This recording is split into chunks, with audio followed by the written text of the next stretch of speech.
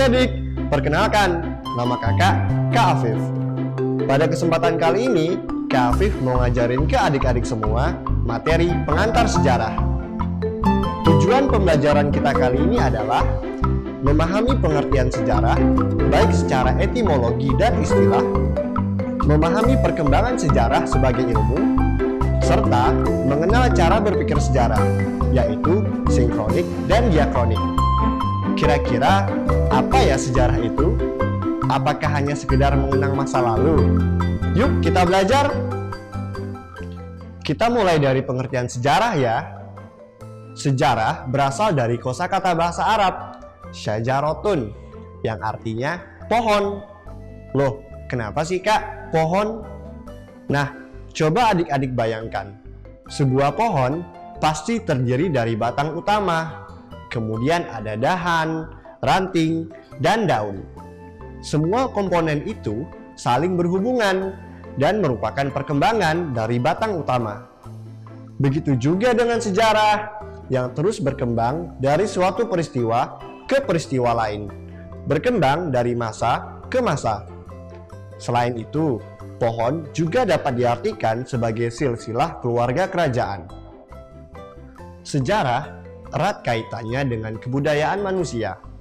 Manusia adalah tokoh utama dan penggerak dalam sebuah cerita sejarah. Dilihat dari waktu terjadinya, sejarah merupakan peristiwa di masa lalu yang unik dan penting. Artinya, peristiwa sejarah itu hanya terjadi sekali dan berpengaruh bagi peradaban manusia di masa selanjutnya. Secara ringkas, sejarah dapat diartikan sebagai ilmu yang menyelidiki peristiwa, kejadian, dan peradaban manusia yang terjadi di masa lampau. Nah, itu tadi pengertiannya. Sekarang, siapa sih tokoh yang menguatkan posisi sejarah sebagai ilmu? Sebenarnya ada banyak ya. Salah satunya adalah tokoh bernama Herodotus. Herodotus adalah seorang sejarawan Yunani, orang pertama yang menuliskan sejarah secara sistematis. Mahakaryanya yang berjudul Historia menceritakan tentang perang Yunani dan Persia. Herodotus inilah yang kita sebut sebagai bapak sejarah. Penulisan yang sistematis dan empiris menjadikan sejarah sebagai suatu ilmu sosial yang setara dengan ilmu lainnya. Jadi, sejarah itu bukan sekedar cerita masa lalu ya. Dalam membahas cerita sejarah, ada dua pendekatan yang berbeda. Pendekatan dalam memahami sejarah itu disebut sebagai cara berpikir sejarah. Yang pertama disebut sebagai pendekatan sinkronik. Sinkronik berarti meluas dalam ruang dan menyempit pada waktu. Semisal, terjadi sebuah peristiwa di suatu tempat. Peristiwa tersebut akan mempengaruhi peristiwa di tempat lainnya. Contohnya, sejarah Perang Dunia Kedua. Perang Dunia Kedua tidak hanya terjadi di satu tempat saja. Perang ini melibatkan banyak negara di seluruh dunia.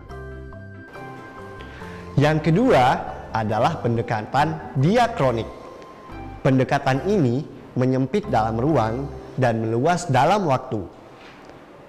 Dengan memakai pendekatan diakronik, kita mempelajari sejarah sesuai timeline atau alur waktu kejadiannya. Singkatnya, ini cara berpikir yang kronologis. Semisal, dalam sejarah Indonesia dimulai dari zaman batu, kemudian zaman logam, zaman Hindu-Buddha, zaman Islam, zaman penjajahan Barat, zaman kemerdekaan, dan seterusnya. Kita hanya bahas tentang sejarah Indonesianya saja, tapi meluas dan berurutan pada waktu. Oke adik-adik, kita sudah belajar tentang pengertian sejarah, perkembangan sejarah, dan cara berpikir sejarah. Semoga bermanfaat ya. Dadah!